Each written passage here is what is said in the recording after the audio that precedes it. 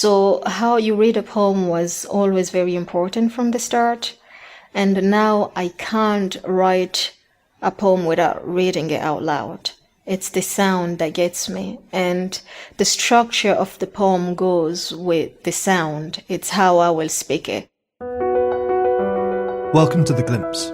I'm your host, Seán Hewitt. Nithy Kasa is a Congolese-Irish poet whose work has been featured in the University of Galway's archive, Poetry Island Review and elsewhere. Her debut collection of poetry, Palm Wine Tapper and The Boy at Jericho, was listed among the top poetry books for 2022 by the Irish Times and shortlisted for the Pigott Poetry Prize in 2023. Nithy Kasa is our guest today on The Glimpse.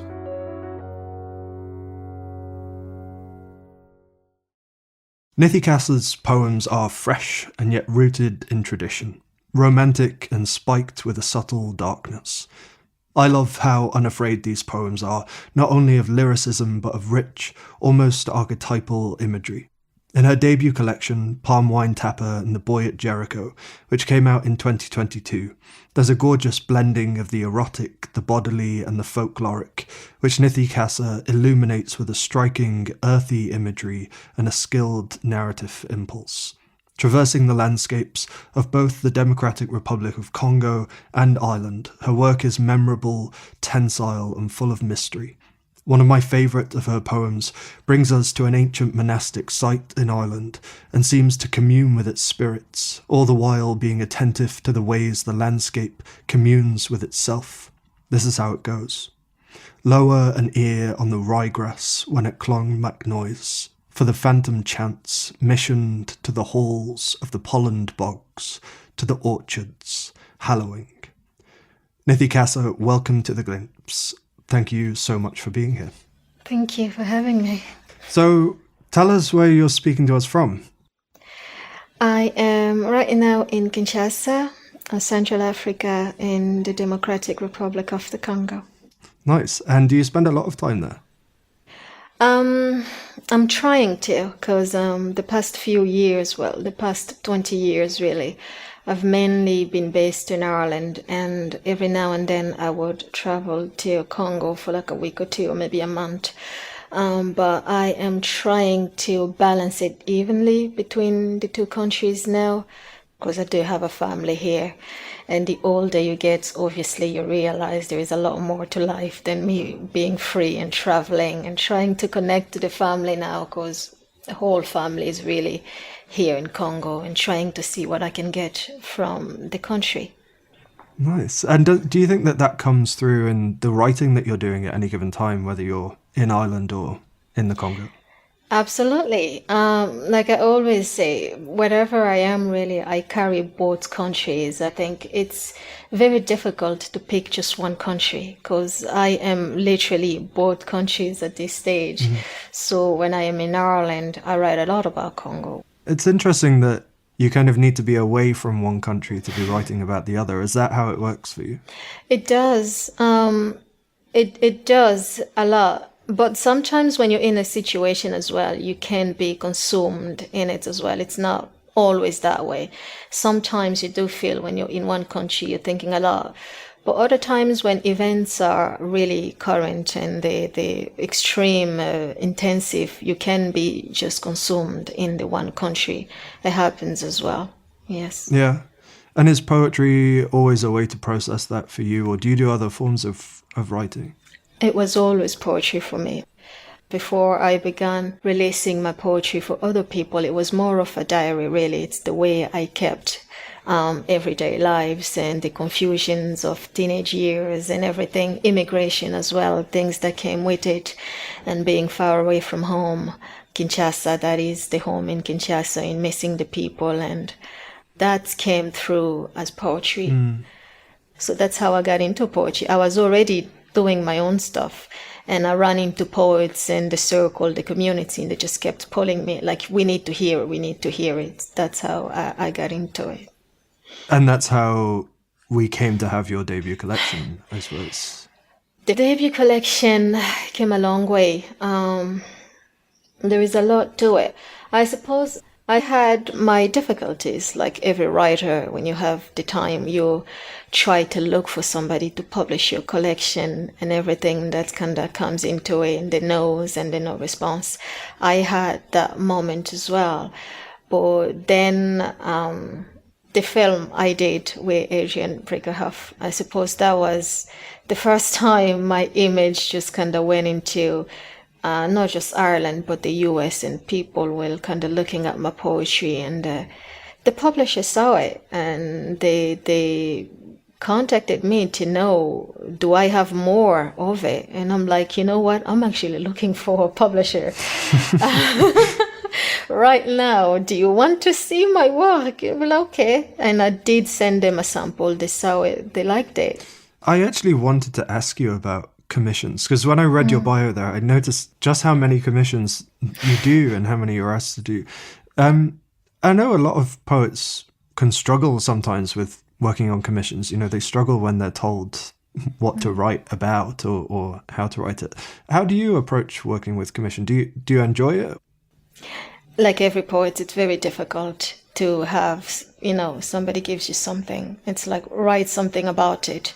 So it's a more difficult process than being in your bed and something just kind of clicks. It's magical and you jump off the bed, try to grab your phone and write it down, or you're at work or something, or on the bus. And sometimes you're just walking and something clicks in your head and you take your phone. It's like, before I forget, I have to write it down. You have to sit down and think about it a lot, and beat around it. It's a lot more difficult, but there is a joy that I love. It's when you get it right, when you go around all those difficulties and the thoughts and the desperation, when you're getting to the deadline. It's like, will I ever get it right? Will I ever get it right? Oh my God. And something clicks. Yeah. It's like, I have it. Yeah. And that excitement, I love it as well. So it's challenging, and I enjoy the challenge, I say, more than anything. The process is harder when you're being commissioned, but the journey, especially when you get it right at the end, it's always pride. Yeah, it's exciting. I mean, it's pulling you in different directions as a writer, isn't it? Because I think I agree when you were saying, when you're sitting on the bus and you suddenly have an idea and you write it down, or you're in bed, those moments are kind of unpredictable, and they just come to you sometimes out of the blue, or you've been thinking about an idea for months and suddenly it clicks. Yes. And I guess with a commission, you have to give much more structure to that process, which is perhaps not the kind of natural way that a lot of poets write. Would you tell us a little bit about the poem you're going to read for us today, My People Dance by the Hips? Where did the idea for it come from? Do you remember writing this poem? Yes. It took years for me to write this poem. It came from my obsession with the waist beads. In the Congolese culture, it's more of a grown-up kind of a thing. And becoming a woman comes with the beads, really. So you can't be a little girl wearing the beads. It's not okay. It's very sexualizing, I suppose. And when you're a younger girl looking to become a woman, you want those little things.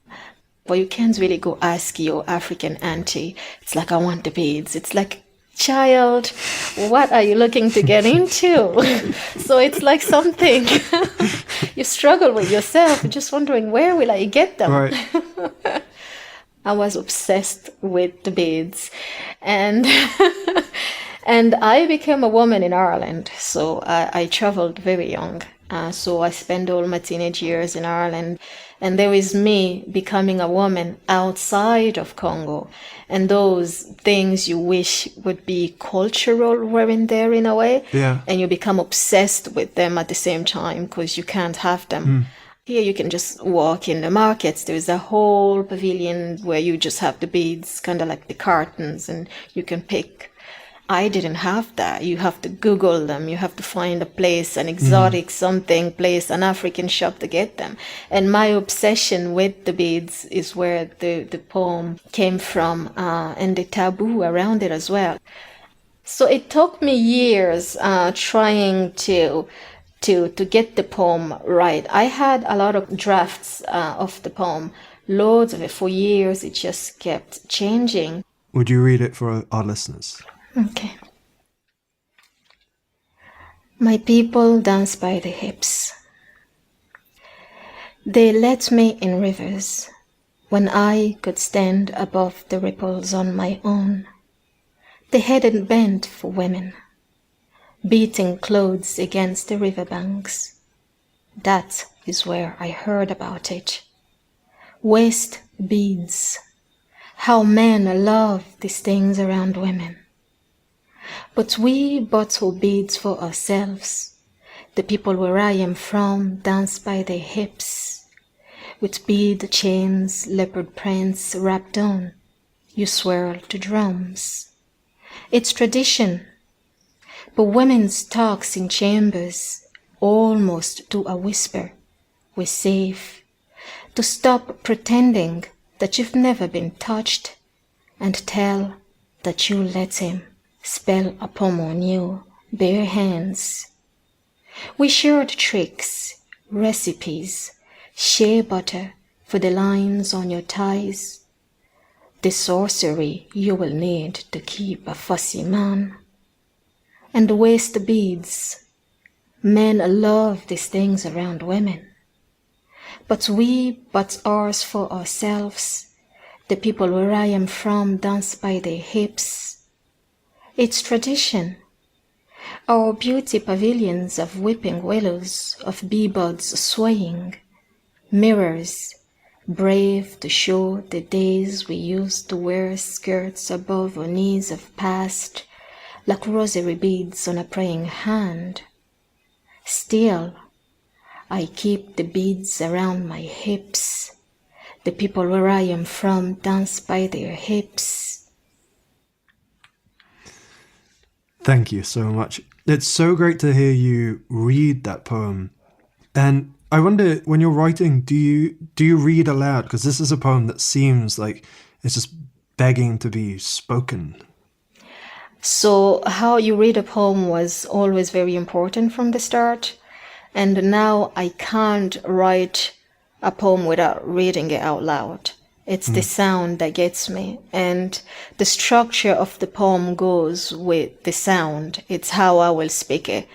I will change words, cut the phrases, what you call the lines, to go with the way I wish to deliver that poem.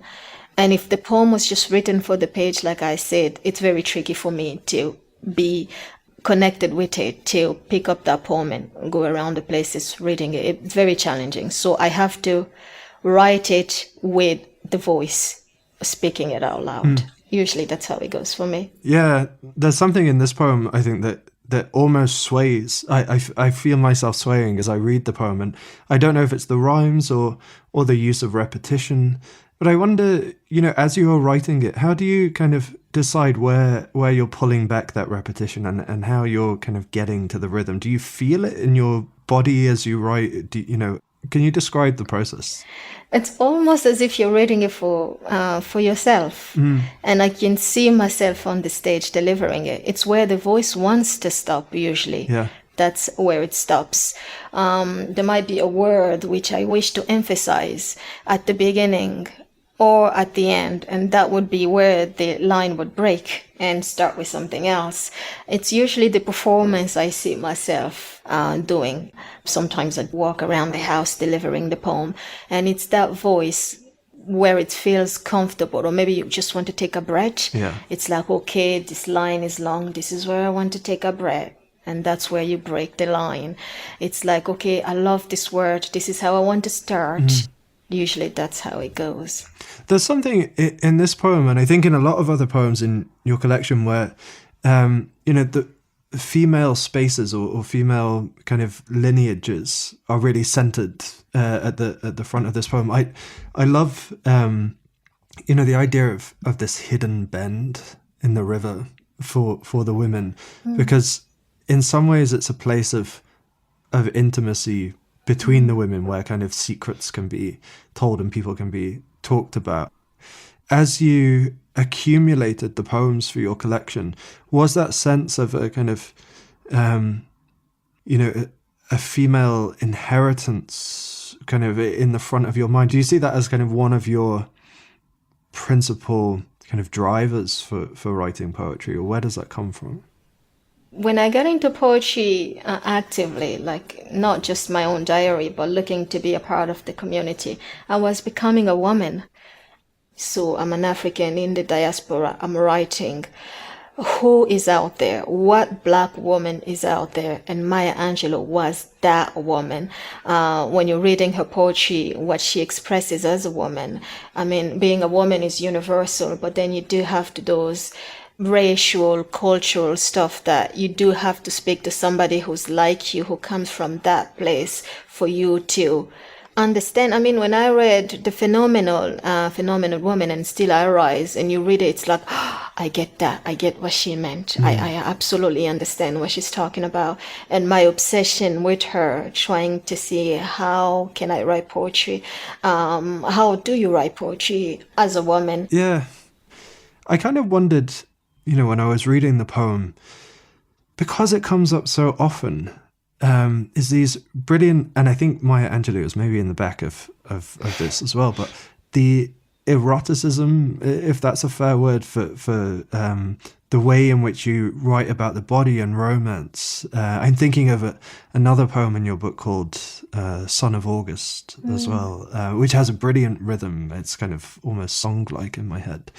I suppose I'm wondering, with the erotic, is that something that you think comes from the kind of private world of your poems because they started in diaries? Is there something that, or do you even experience it as a sort of brave thing? Maybe this is just a particularly Irish hang-up, that these things, we associate with bravery, even just being kind of honest about desire or longing or kind of growing into womanhood.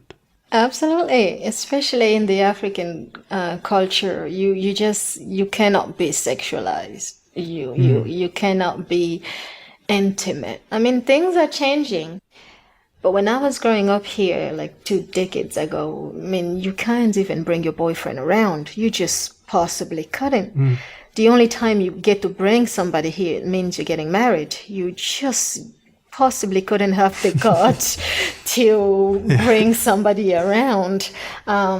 Getting a boyfriend is like, oh my God, it's the biggest taboo. If you want to be beaten to death, and I'm not kidding, not the sleeper, proper beating, let somebody catch you with somebody. Maybe it's just my personal desires, and the way to deal with them was writing them down, I suppose. The bravery that comes with it as well, having the courage to say it out loud, not being restricted because of the society that I am growing up in as well. Maybe it's just my personality. It's the place that I feel like I can make it come out. Write about it in my own space, write it in, because I am quite introverted and a bit shy, a tiny bit shy. So I suppose my own page, pen and paper indoor is a place that I feel comfortable letting them out, but of course with the worry of knowing where to draw the lines, really. Where is it you can and cannot go in terms of the culture and being a Black woman as well. We already have what's out there, the stereotype of Black women and sexuality. What can be romantic for one woman can be vulgar when a Black woman says it or does it. So knowing where to draw the lines is all a part of it, really. But I suppose I wouldn't really say it's just more a cultural thing, but maybe it's just me. Maybe it's just my writing is where I feel more comfortable. I absolutely love it because it feels so kind of warm and sensuous in your hands. We often talk about permission in poetry, and it sounds like that's kind of what's going on, when you're talking about where to draw the line or kind of the bravery. I wonder if there any poets, either that you've read in the past or that you're reading now, that feel like they've kind of given you permission to write in a certain way or think in a certain way? A lot of I grew up mostly Ireland, so my secondary schoolings and where I would have really studied poetry is Irish. The Shemesini, the Yeats would be the poems the Irish poems that I really love. But when you go to the rhythm and the sexual stuff, it's not really coming from women, surprisingly. In Congo, it's coming from men. Huh. If you look up Congo Rumba, the Congo Rumba were mostly poems. The man who wrote most of them, Simaro Lutumba Masia, he was a poet who wrote those songs for the musicians, and they were mostly written in the voices of women. So you had men singing, I am a woman. Uh-huh. Very rarely they ever sang songs about us men. It was always about a woman complaining about men. And it was very raw. I'm not sure, maybe it's the language, how it's involved, and some of the words became vulgar. But they would sing it in a way that it was very sexual at the time. I'm not sure why it was okay then. But now that's interesting. I wonder if they kind of got away with it because they were men singing as women. You know, maybe it would have been different if it was women singing the same thing. Yeah, I never thought of it that way. Absolutely. They sang about everything and they pronounced everything, sexual stuff. But most of the songs were very romantic and they were women crying. There is a song called Mamu.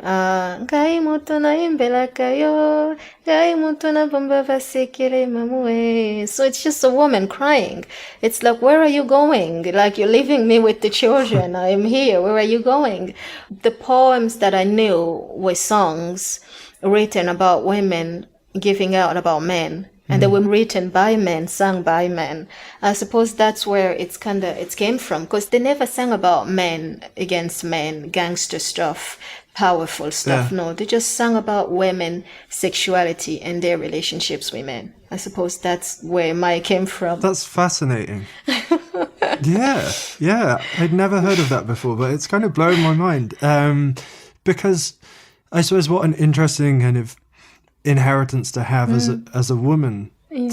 to have had almost a kind of ventriloquism of womanhood kind of sung to you. Do you think that you're kind of speaking back or speaking within that tradition? I think it's both. I am a woman, and the things that I thank God I write in English, I don't write in Lingala or French, so nobody understands what I'm writing about. I suppose it's the culture that I love, I admire, that's being carried, but against it as well, because it's like maybe it's something that I wasn't supposed to be doing. Speaking openly about my sexuality is just a no-no. Women here, I have to say, they are very sensual. That's, as a woman, I know I have access to those spaces of women, and I do talk to women, young girls, and the elders. Women are super sexual, but it's just you're not allowed to bring it outside. And me writing about it, I suppose it's one way of going against it. But then again, there is the trouble of knowing where to draw the limits, not only because of the Congolese culture of being a woman, but the Westerner ideas as well of what a black woman is, and the stereotype of what you should and shouldn't be doing. Yes. Yeah, I think there's something so gorgeous about the way your poems kind of put in images these kind of suggested ideas, and in some way in kind of cloaking them, that is kind of the essence of the erotic, right? Because it has to be kind of hidden. It kind of loses its eroticism if it's all given away. Okay, to a very different poem after the break, but which I found out was read at Jackie Kennedy's funeral, which I didn't know. But we'll take a short break, and then Nithy is going to introduce us to one of her favourite poets. Thank you.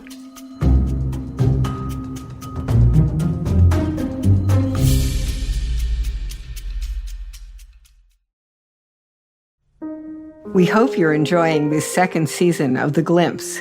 It's just one small part of the Adrian Brinkerhoff Poetry Foundation. We're the founders, Peter and Kathy Halstead. Our goal is to make great poetry more accessible to everyone, and we do that in a variety of ways, through partnerships, our film series, this podcast, and our website, brinkerhoffpoetry.org. We hope these works will lure you into a parallel universe, the way a Mobius strip brings you into another dimension without leaving the page you're on. Thank you so much for listening. Nithy Kasa, welcome back to The Glimpse. Nithy, what made you choose this poem? It was probably one of the first poems I had to learn back in the days when I was doing a poetry aloud, where you had to memorize the poem and read it out loud. So the poems, one of the poems that I went around everywhere in the house before I slept, before when I woke up, trying to get every word in my head was, Ithaka, was one of the very first, yes. It's such a great poem. Would you read it for us? Yes. Ithaka by C.P. Cavafy. As you set out for Ithaka, hope your road is a long one, full of adventure, full of discovery. Lens-Dragonians, Cyclops, angry Poseidon. Don't be afraid of them. You'll never find things like that on your way, as long as you keep your thoughts raised high, as long as a rare excitement steers your spirit and your body. Lens-Dragonians, Cyclops, wild Poseidon. You won't encounter them unless you bring them along inside your soul, unless your soul sets them up in front of you.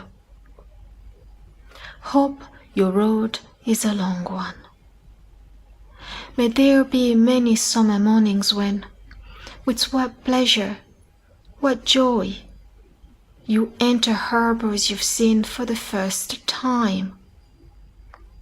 May you stop at Phoenician trading stations to buy fine things, mother of pearl and coral, amber and ebony, sensual perfume of every kind, as many sensual perfumes as you can. And may you visit many Egyptian cities to learn and go on learning from their scholars. Keep Ithaka always in your mind. Arriving there is what you're destined for, but don't hurry the journey at all. Better if it lasts for years, so you're old by the time you reach the island, wealthy with all you've gained on the way, not expecting Ithaka to make you rich. Ithaka gave you the marvelous journey. Without her, you wouldn't have set out. She has nothing left to give you now. And if you found her poor, Ithaka won't have fooled you. Wise as you will have become, so full of experience, you will have understood by then what these Ithakas mean. Thank you. This poem, to me, feels almost like instructions for life, you know? Like you could read it at different times in your life and follow it almost as a journey in itself. Like you might follow your path through life. I think it's a pretty brave move for a poet to write instructions for life, but I think Cavafy has done that. I wonder, is there a lesson that you draw from this poem, or is it something that you return to? I love it for the very reason you said. It's kind of an instruction for life, and I mostly love poems like this. It's when you read it and you take something from it. You might be having a bad day, and it's like, okay, I can take this with me, and makes things a little easier, clearer. My obsession with it came from that same reason as well. You said it's very brave for poets to write instruction. While I love poems like this, I struggle writing poems like this as well. Because I'm not sure now, but especially when I started to write, it almost felt like, who the hell do I think I am to give people instructions on how to live life? I just didn't think I had anything to teach anybody. It's like, what do I have to teach the world, really? What do I know about life? Every time you write something about life, you can't help but feel, this is a stupid poem. Don't do this to yourself. Don't release it. It's ridiculous. Don't make a fool out of yourself. So it's very hard. It is hard. I think it's hard to,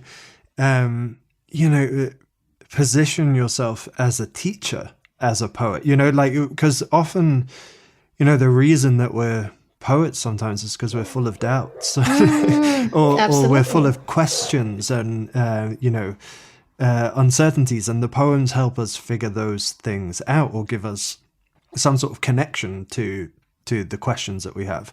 Whereas Cavafy's poem has confidence, right? He comes straight in and he says, this is how life is going to be, which is a pretty big subject to decide you're going to get into, 40, 50 lines. My favorite part is, Ithaka gave you the marvelous journey. Without her, you wouldn't have set out. She's nothing left to give you now. The idea that it's just a spur to a journey, and that going is the gift, having a kind of direction to go in. Myth is something that interests me in poems. Do you find it useful in your work to kind of draw on myth, and how does it work for you? I suppose one way to run away from reality is to go into the myth and the fairy tale. And it's a safe space as well, because it's a myth, really. Yeah. It's not real. So it's there for anybody to make it what they want. And it comes with the scariness of writing reality of life. Somebody can say, well, that's not true. Yeah. And, well, yes, it doesn't have to be. It's a myth, you see. You can get away with it that way. Yeah. So it's safe. But there is something about stories as well. I suppose that it's just very poetic to run away from reality sometimes, and I love it. Absolutely do love it. Yes. I agree. I think more poets should run away from reality sometimes. Sometimes I think we're a bit too stuck in it, and I love, like you said, it doesn't always have to be true. You said you first encountered this poem when you were doing poetry aloud. I wondered, we all have things in writing that we think are maybe sometimes getting in our own way. I wonder, do you have any of those? Are there any things that you need to kind of, or that you're hoping to get out of your own way as you go forward? Loads. I suppose one we already spoke about, the sexuality, the taboo of culture is one. You're looking at two culture and you're trying to balance. It's like knowing the limits without censoring myself. It's like, no, you don't want to be shut down and be quiet just because culture wants you to be, but at the same time you're aware of them. That would be one. When it comes to the art, I suppose the financial side of it that we don't really talk about a lot is there. I mean, you would love to dedicate your time to write, to do a lot more art, but then you have to make a living, which the art doesn't really give you. Unfortunately. So being an immigrant in Ireland, it's not really your country. It's not really your culture. How do you speak about the Irish society being an immigrant? To what extent do I get to have permission to speak about certain matter, and where to draw the line, especially as somebody who comes from the Congo, and I'm very mindful. I'm very sensitive about that history and understanding the colonization history of Ireland and how sensitive that can be. I think it might be from respect as well, a place of respecting and knowing what to touch and what not to, because I wouldn't. Yeah. It's not that I'm afraid. I can go out there and shock people if I want to. I can, but I don't want to. Yeah. When it comes to certain matter, I know I can. I can give myself permission to do it. I have that decision. I have the option, but it's me saying I don't want to take that option. Yeah. It's knowing those limits and caring for other people as well. It's important that it doesn't come from a place of fear. You're not afraid, right. But it's like, I respect you, I love you, I care about you, not to do this and do this instead. I suppose that's where it comes from as well. Yeah. And what are you working on now? I'm working on the second collection. Second collection? Yes. I'm glad to hear it. Yes. Do you have a title? Can you share a title? I haven't as of now. Okay. We will wait with bated breath. I'm still working on, yes. So no, it was a difficult journey. It still is. But I'm learning to let go. The poems are there. I'm trying to set myself free this time and not be too afraid. Well, I cannot wait to read it. That is something really to look forward to. Nithy Kasa, it has been such a pleasure. Thank you so much for taking the time to talk to me and for reading those poems as well. And I can't wait to read the new collection. Thank you for coming on The Glimpse. Thank you so much.